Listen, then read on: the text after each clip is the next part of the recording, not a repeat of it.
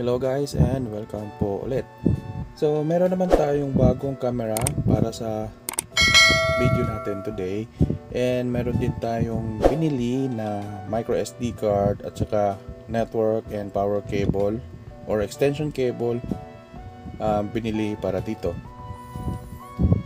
So bale yung camera natin sa huling video ay ililipat natin sa harapan ng bahay at ipapalit natin to doon sa gilid. So sa huling video natin guys is yung model is yung K6. Ito naman ay ang H7. Yan. So ito po ay isang PTZ Dome IP camera. Yan, outdoor mini PTZ Dome.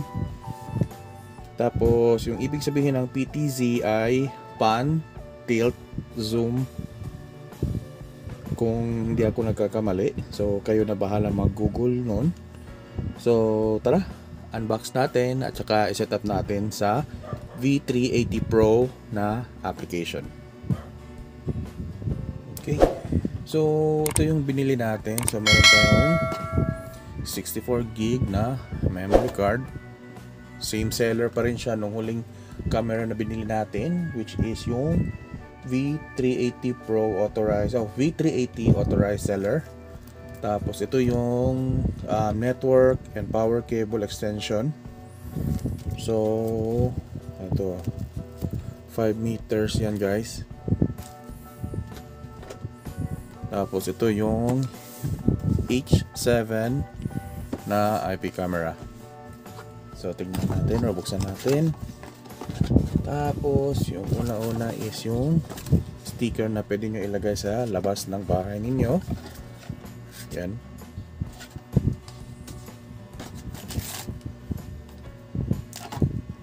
Yung pinaka-importante, which is yung product manual.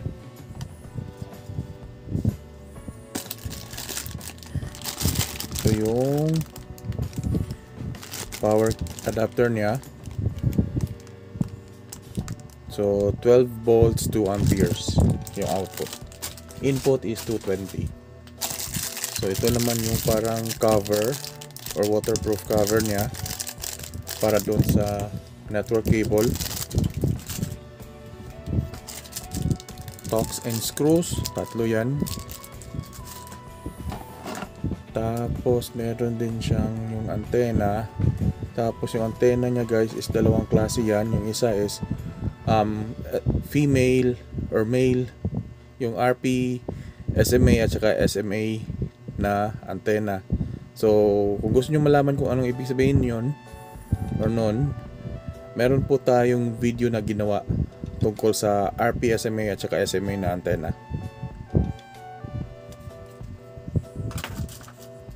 Puro pala to male.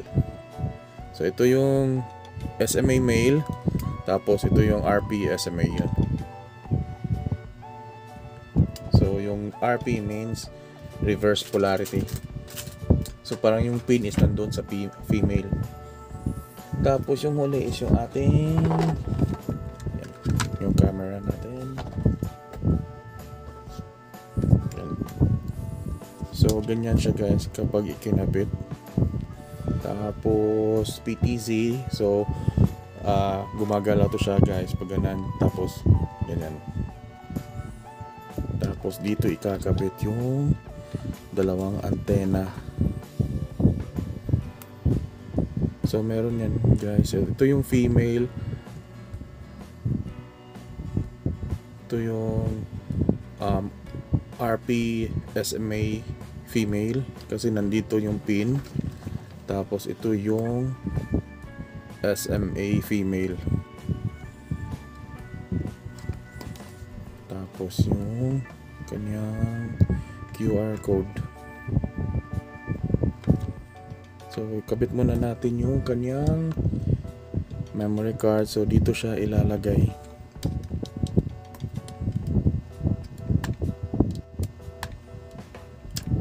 Diyan.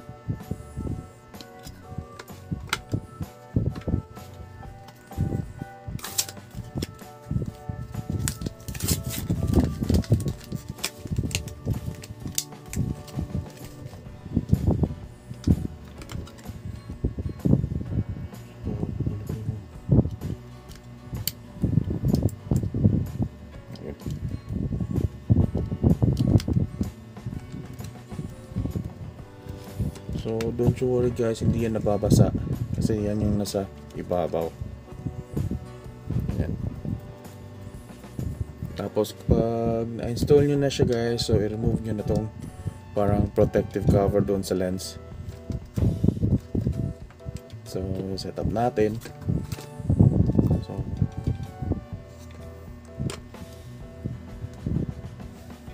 okay, so ito muna yung setup natin guys. So kinapit ko lang muna siya sa isang maliit na kahoy para magsilbing stand niya, para hindi siya nagagalaw or nahuhulog.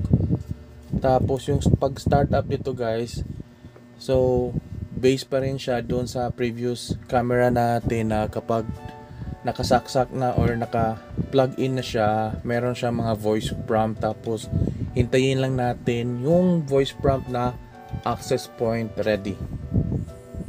Okay, so power on natin. So same pa rin yung mga kable niya guys. So ito yung sa network, reset, tsaka yung power. So ito yung power adapter niya. So same pa rin siya. So hindi ko siya tinutok sa ating camera kasi umiilaw.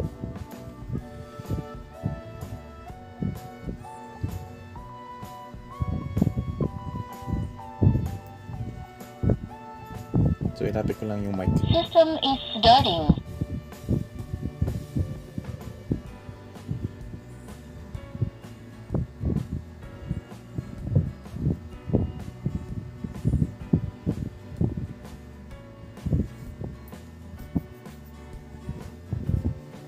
System startup completed.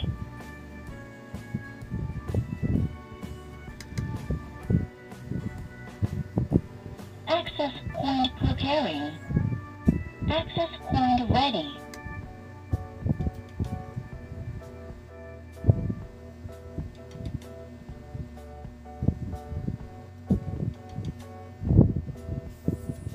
Okay, so yun. Just narinig na natin yung access point ready. So next is start up ko lang muna yung ating screen recording para makita ninyo.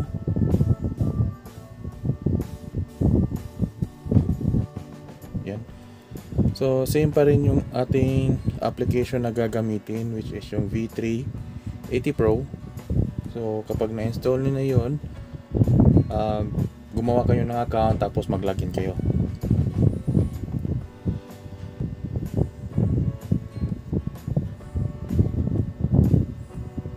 Okay, so ito yung side house natin na camera. So papalitan natin siya nito. So ito ililipat natin sa harapan ng bahay. So add camera tayo. So while using the app, tutog nyo yung QR code.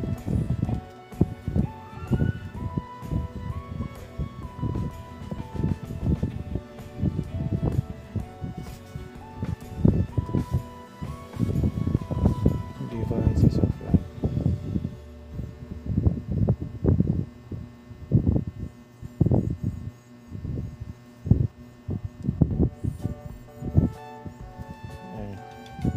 Ating location pala. So using the app.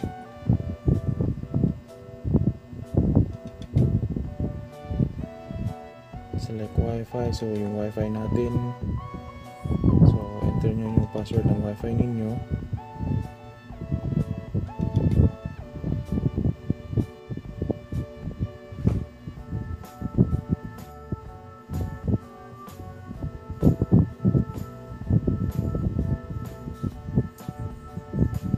Tapos mag-connect kayo doon sa access point ng camera.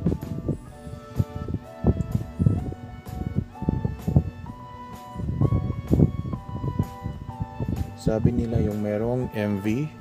So ito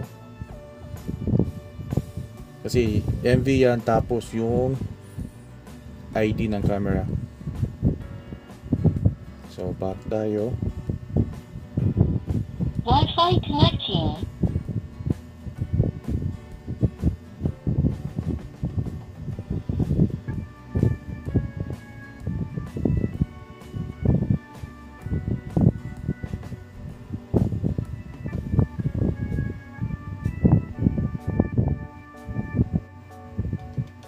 Wi-Fi connected. Okay, so nag-connect na siya. So for now, yung ipapangalan ko lang muna dito is demo para sa video natin. Mamaya ko na siya palitan kapag natapos ko na siyang i-install.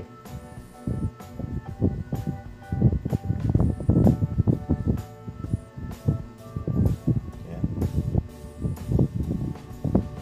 So dalawa na yung makikita ang camera. So check natin. Okay, so ito. So after nyong mag-setup ng camera or yung first time setup, hihingi siya ng password. So admin password yan.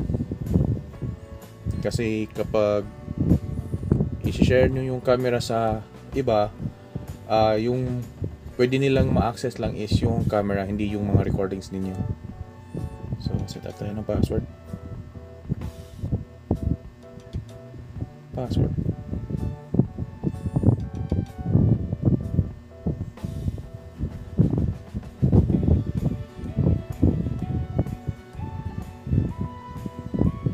Okay, so yan.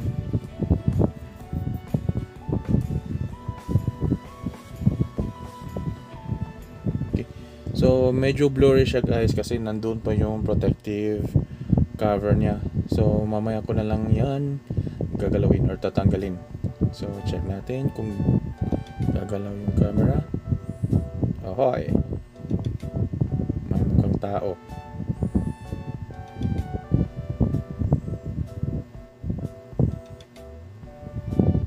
Okay, balik natin.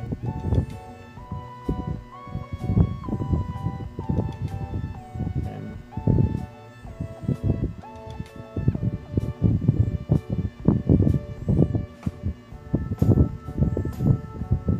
Okay. So, sa itaas is yung demo. Tapos, yung apat na square sa gilid ng SD. Meron dyan SD. Then, so, nakikita nyo yung view ng isang camera ninyo. So, ganyan.